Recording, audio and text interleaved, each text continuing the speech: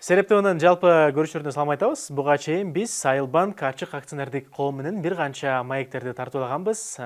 Бүгүн дагы биз жалпыңыздарга ислам принциптери менен каржылоо деги эле мурабаха деген эмне ошол теманын алкагында маек тартуулайбыз. Коногубуз Ислам терезеси департаментинин директору Санжар Бапа боло. Саламатсызбы? Саламатсызбы? Жаңы жылыңыз менен. Иштериңиз жакшыбы? Жакшы жүрөсүз.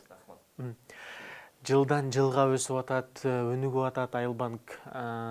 Дайыма да биз буга чейин интервью алып келгенбиз да. Ошондо бир сонун маалыматтар менен бөлүшүп келгенсиздер да. Бул жолу дагы жалпы көрүүчүлөр үчүн сонун маалыматтарды бөлүшөсүздөр, айтып бересиздер деген ишеничтебиз. Мурабаха келишими туурасында кеп калабыз. Алгач ушул сөздүн өзүн түшүндүрүп берсеңиз. Бул ислам принциби эмнеге Кыргызстанга кирип, анан эмне үчүн азыркы учурда суроо талап көп болуп жатат. Өзүңөр билгендей, бизде ошол биздин динибизде, ислам дининде бул кредит алуу бул арам болуп эсептелет. Анан ошонун негизинде бул көпчүлүк биздин жарандарыбыз ошол кредит алуу мүмкүнчүлүгү кредит албай калышты, бирок финансылык жактан кандайдыр бир каражат баары талап боло берет ар бир жаранда. Ислам принцибинин негизи биздин ислам динин туткан гана адамдар албастан, баардык адамдар тутунган динине, көз карашына карабастан ала алат. Эч кандай чектөө жок. Базарда мисалы үчүн халал эт дегенди баардыгыбыз алгандай эле, бул деле ошондой келип, адал жол менен каржылоону алуу системасы. Насыядан айырмасы, насыяны процент менен эсептесеңер, балким экөө бирдей болуп калышы мүмкүн. Проценттер бирдей турбайбы, үстөк баасы бирдей турбайбы депчи. Бирок ошонун келип чыгуусу, ошонун берилүү формасы эки бөлөк болуп атат. Кредитте акча сатылат, насыяда акча сатылат, анан үстөк пайыз күнүнө өсөт да, күнүнө өсөт. Сиз мисалы үчүн кечиктирип калсаңыз, кандайдыр бир кечиктирип калсаңыз, пайызыңыз токтобойт. Кандайдыр бир башыңызга оорчулук келеби, пайызыңыз токтобойт. Ислам принцибинде кандай?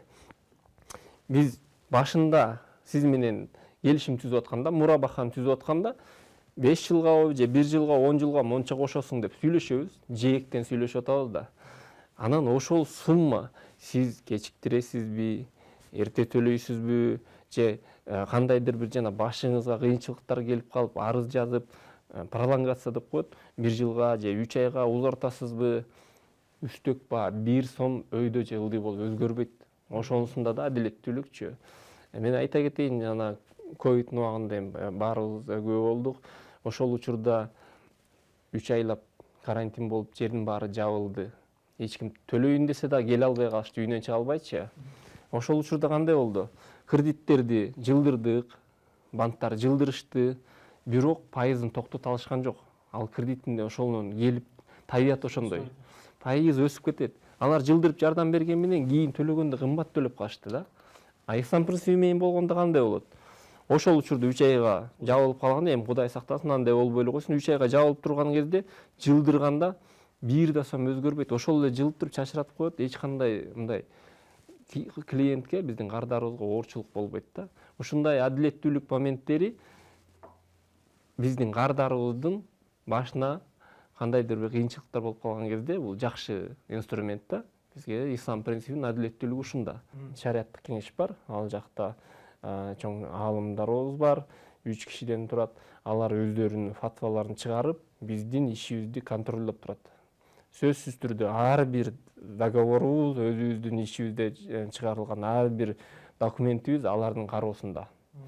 Алар карап, анан бизге боундай иштесеңер шариатка туура болот деп, мындай болсо болбой калат деп, алар бизди тыйып же жол көрсөтүп, ошолор карап турат да. Ислам принциптери менен мурабаха келишим түрдө балким ун алабы, үй алабы, ошол жол-жобосу кандай болот? Ал эми кредит алып туруп, мындай ошол буюмдарды алса канчалык мындай экөөнүн айырмасы бар? Суроолордун көпчүлүгү ушуга байланышкан. Ипотеканы эле салыштырып кетейин. Ислам принцибинде ипотека бар, анан салттуу насыя ипотекасы бар да. Салттуу насыяда эмне?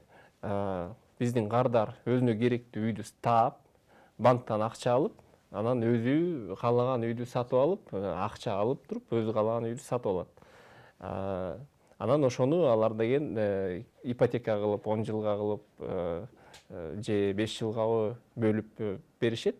Анан өзүнүн пайыздык ченин коюп, мисалы үчүн ошол эле 16-17% менен 10 жылга бөлүп беришет. Ислам каржылоосунда кандай болот? Ислам каржылоосунда акча накталай кардардын колуна берилбейт. Эң негизги шарты ушул. Себеби бул жерден акчаны сатпайбыз да. Акча ислам принцибинде бул акча сатылбайт. Акча бул жөн эле ошол өлчөө каражаты гана колдонулат. Таза насыяда, мисалы үчүн акчаны сатып, анан үстүнө үстөк баа кошот да, ал киши ошол үйдү барып алабы же өзүнө тиги машинаны алабы, албайбы, биз пайызды мисалы үчүн өстүрө беришет алар салттуу насыяда. А бизде болсо ислам принцибинде, негизи эле жалпы ислам принцибинде бизге кардар кайрылат. Анан өзүнө керектүү үйдү же машинаны же бир буюмду өзү каалаган же ошол малды болобу, айыл чарбасы болсо өзүнө керектүүнү тандайт дагы бизге кайрылат. Мага ушул үйдү же ушул машинаны же буюмду алып бергиле.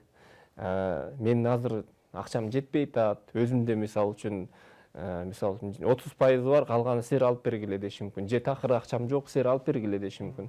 Биз бул учурда кандай кылабыз? Ошол эле бизге кайрылган кардардын финансылык абалын текшеришибиз керек. Сөзсүз түрдө бул биз дагы улуттук банктын талабы, андан сырткары банктын өзүнүн ички талабы. Сөзсүз түрдө ошол алып аткан киши финансылык жактан ошол өзү сураган сумманы төлөй алабы, ошону билишибиз керек. Андан сырткары өзүнүн тастыктоочу документтерин, ала турган үйүнүн документтерин берет дагы. Биз ал үйдү банктын атына сатып алып, биринчи банктын атына сатып алып, анан кайра ошол үйдү биздин кардарга сатабыз. Бул жерде көрдүңөрбү, соода саттык операциясы жүрүп атат да. Биз өзүбүз сатып алып, ага керектүү үйдү болобу, баардык буюм болобу, эмне болсо дагы өзү каалаганда биз сатып алып, кайра кардарга сатабыз. Бул жерден акча эч кандай ортодон мындай эметилбейт да, сатылбайт. Акча сатылбайт. Бул жерден буюм алып сатылып атат. Бул ушул мурабаха болот да. Анан биз аны 10 жылга бөлүп төлөө шартында бөлүп беребиз. Анын өзүнүн үстөк бааларын коюп беребиз. Үстөк баасын коюп беребиз. Анан 10 жылдын ичинде клиент кардар ошону төлөп анан кутулуп кетсе болот. Бул жерден соода саттык операциясы жүргөндө сүткорчулукка жол берилбейт да. Риба деп коет, ошол жол берилбейт. Ошондон сакталган. Анан неопределенность же белгисиздик, гарар деп коет. Гарар деген дагы жол берилбейт, себеби так бир буюм сатып алынат, анан так ошол кишиге берилет. Насыяда, салттуу насыяда кандай? Акчаны берип койду, эртең аны үйдү алабы, же машинаны алабы, же ошол малды алабы, белгисиз да турабы. Балким барып той өткөрүп коюшу мүмкүн турабы. Банк ошол жерден акчаны сатат, берип аткан сумманы сатат. Ал сен үйдү алсаң да, албасаң да баары бир ошол акчага пайыз өсө берет күндө. Ошол жактары бар. Айырмачылыктар. Бул мен негизгилерин эле айтып кеттим, дагы көп айырмачылыктар бар. Эми аны кыскача дагы интервьюнун эмесинде айтып берем. Шариатка сөзсүз түрдө ошол туура келиши керек болот. Шариат жагынан мисалы үчүн тыюу салынган ошол эле алкоголдук ичимдиктер болобу, же тамеки продукциялары болобу, ошолорду биз алып бере албайбыз. Бирок калган шариатта уруксат берилген, закондо уруксат берилген нерсенин баарын алып берсек болот. Москва жергесинде 10 жыл, 20 жыл иштеп, акча чогултуп, анан Кыргызстандан бир соонун ак өргөлүү болоюн деп бир мекендешибиз келген болсо, кайсыл бир мындай шылуундарга алданып калат го. Акчасын төгөрөт, бирок же үйдөн жок, же акчадан жок калат го. Бир ошолорго бир мисал келтирбейлү? Өзүмдү мисал келтирейинчи. Өзүм үй ала турган болсом, баштапкы төлөм канча сом болуш керек? Баштапкы мындай этап менен айтып берсеңиз. Үй ала турган болсоңуз, бизде ошол азыркы учурда ипотека, ислам принциптери менен ипотека каржылоосу бар. Үй ала турган болсоңуз, негизи 30% өзүңүздө болушу керек. Ала турган үйдүн баасынын 30% өзүңүздө болуш керек. Же болбосо ал 30% сизде жок болсо, анын ордуна башка залог коюп берсеңиз болот. Ошол күрөө катары же үйдөгү туугандарыңардынбы, же досторуңардынбы залогун коюп, анан же башка недвижимость болсо ошону коюп анан алсаңыз болот. Мындайча айтканда ошол же 30% болуш керек, алып аткан үйдү мисалы үчүн $70,000 болсо ошонун 30% болуш керек. Же болбосо башка күрөө койсоңуз ошондо алсаңыз болот. 30% жок эле алсаңыз болот да. Биз банк катары негизи күрөөгө гана басым жасабайбыз. Ал кишинин баягы финансылык абалын да карашыбыз керек болот. Төлөй алабы? Төлөй алабы? Себеби дегенде бизде бар го жана өзүбүздүн алыбызга карабай, баягы төшөгүңө карап бутуң сын дегендей эле өзүбүздүн алыбызга карабай чоң сумманы алып алып анан эртең кыйналып калат. Бизге биздин кардарлардын кыйналышынын кереги жок да. Биз карап эсептеп, мисалы үчүн ошол кардарыбыздын $100,000 үй алам деп атса, биз эсептеп көрсөк, мисалы үчүн $80,000 чейин алса, кыйналбай төгө турган болсо, биз айтабыз $80,000 чейин үй карап көрүңүз. Сизге баягы ай сайын төлөмдөр жеңил болот. Сиз да кыйналбайсыз, үй бүлөңүздү да багасыз и үйлүү да болуп каласыз деген ушундай маселелер болот. Бул биринчи этап. Ал эми экинчи этабы, мисалы, баштапкы төлөмү жок, өзүнүн үйүн койду күрөөгөчү, күрөөгө коюп туруп анан алды. Бул биринчи этап. Ал эми экинчи этабычы кандай кылат, эмне кылат? Мисалы, сиздер үй таап бересиздерби же болбосо кардар өзү үй таап туруп сиздерге көрсөтүп бериш керекпи ушул үйдү алам депчи? Кардар өзүнө керектүү үйдү, жаккан үйдү тандаш керек. Тандап туруп анан бизге келип айтыш керек. Могул үйдү алам дейт. Анан биз документтерин сурайбыз. Айта кетчү нерсе, биз банк сатып алуучу болуп аткандан кийин бизде юристтер бар, баягы кардарларга дагы юридикалык жактан экспертиза болуп калат да. Алып аткан үйү болобу, же машинасы болобу, же ошол эле буюмдар болот, мал болот, товар болобу. Бизден юристтер карайт. Бул кардарларга кошумча кызмат десем болот да. Юридикалык экспертизаны өткөрөбүз. Документтер баары туура. Кээ бир үйлөр болуп калат, мисалы үчүн кызыл чектен чыгып кеткен же кандай болот, биз анын баарын текшеребиз. Андан кийин биз айтабыз, ооба ушул үйдү алсаңыз болот. Анан деп туруп, анан арыз кабыл алып туруп ишти башталат. Документтерчи кандай документтерди топтош керек? Финансылык ай сайын түшкөн булактарын көргөзүш керек болот. Же бир жерде кызматта иштеген болсо, баягы айлыгы жөнүндө маалымат алып келиш керек болот. Же болбосо ошол эле биздин жеке ишкерлер болсо, өзүнүн жеке ишкер катары катталган тастыктоочу документ керек болот. Анан өзүнүн ошол иштеген бизнесин көргөзсө, биз бир сыйра финансылык анализ кылып туруп, анан биздин өзүбүздүн ички комитет деп коет. Комитеттерден каралып, анан чечим чыгат. Кааласа 5 жыл, кааласа 10 жыл болобу, ошого жараша төлөй берет. Өзү койгулса болот убактысын, ушунча жылда төлөсөм болот депчи. Бизде негизи ошол ипотеканын шарты боюнча азыр 10 жылга чейин берилип атат. Эгерде кардардын финансылык абалы жол берсе, эгер кардардын каалоосу болсо, ал кааласа 5 жылда деле төлөп койсо болот. Эрте жаап койсо болот, кааласа, мисалы үчүн 10 жыл калды, акча болуп калды, бизге келип төлөп, эрте жаап, күрөөдөн чыгарып кетсе болот. Ушул процесс мисалы канча убакыттын ичинде бүтөт? Үй документ топтогондон баштап үйлүү болгонго чейинкичи. Эгерде ошол биздин кардарыбыз ала турган үйүн таап, үйдүн ошол ала турган үйдүн документтерин алып алып, өзүнүн мен айтып кеткен жана финансылык абалын тастыктоочу документтерди, ал эми өздүгүн тастыктоочу документтер, булар паспорттар, жанагы жубайы же күйөөсү болсо анын паспорту, нике тууралуу күбөлүгү, ошолордун баарын чогултуп алып келет. Ошону алып келип бизге арыз жазган күндөн баштап 5 күн суммасына жараша болот. Чоңураак суммалар көбүрөөк болот. 5 күндөн 10 күнгө чейин убакта үй өзүнүн атынан, өзүнүн намына өтүп калат. Сондуктан анан кийин ушунун баары бүтүпчү, мисалы көптөн бери эңсеп жүргөн кыялына жеткенден кийин аны төлөш деген кайра башталат да процессчи. 5 жыл болобу, 10 жыл болобу, өзүнүн убагында төлөй албай калсак, алуучу эмне болот анда? Мындай да, өзүнүн убагында төлөй албай калса, бизде негизи айыппулдар бар. Бирок ал айыппулдар баягы биздин кардарды тартипке чакыруу максатында гана колдонулат да. Эгерде мындай ар кандай кардарлар болот, кээ бири унутуп калат, эсинен чыгарып коет, кээ бири анча маани бербей төлөбөй жүрүп алат. Ошолорду тартипке чакыруу максатында айыппул каралган. Бирок ал айыппул биздин банктын бир да тыйыны биздин пайдабызга түшпөйт.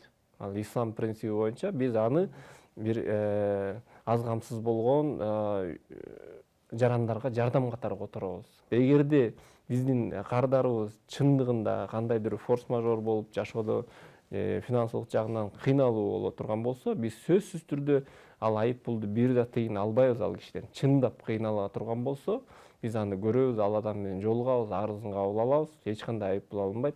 Эгер керек болсо, ошол учурга мисалы үчүн мөөнөтүн узартып бергенге карап беребиз. Же болбосо 2-3 ай сайын төлөмүн жылдырып бергиле деши мүмкүн. Андай кылса болот. Эми анын баары сүйлөшүү жолу менен болот. Сүйлөшүү жолу менен анын баарын чечсе болот. Үстөк пайызды сурагым келип атат азыр. Элдер ойлойт, ислам принциби менен десе бекер деп ойлоп калышы мүмкүн. Жок. Сөзсүз түрдө банк өзүнүн үстөгүн кошот, үстөк пайызын кошот. Бул мен айтып кеткендей бекер эмес.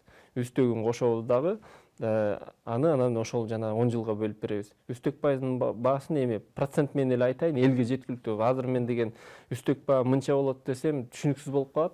Чочушу мүмкүн кээ бирлери, ушунча эле деши мүмкүн да. Анан ошон үчүн процент элге түшүнүктүү. Биз насыя, салттуу насыя алып жүрүп көнүп калып, процент менен сурашат да. Анан процент менен айтканда ипотека 16% менен болуп атат. 16% менен болуп атат. Бул азыркы коммерциялык банктардын арасындагы эң төмөн деп айта алам, төмөндөрдүн бири. Андан сырткары бизнес өкүлдөрүнө 15%га чейин төмөндөтүлгөн. 15%га чейин алса болот. Ал эми ошол эле башка автокаржылоо боюнча ала турган болсо, 17% менен каралган. Машиналарды мисалы үчүн 17% менен алса болот. Бул дагы өтө төмөн деп айта алам да, төмөндөрдүн бири. Себеби баягы базар экономикасында башка банктардын көрүп эле атабыз, анализ кылып атабыз, алардыкы көбүрөөк бир аз. Биздики ошол автокаржылоо 17, бизнеске 15, ипотека 16%.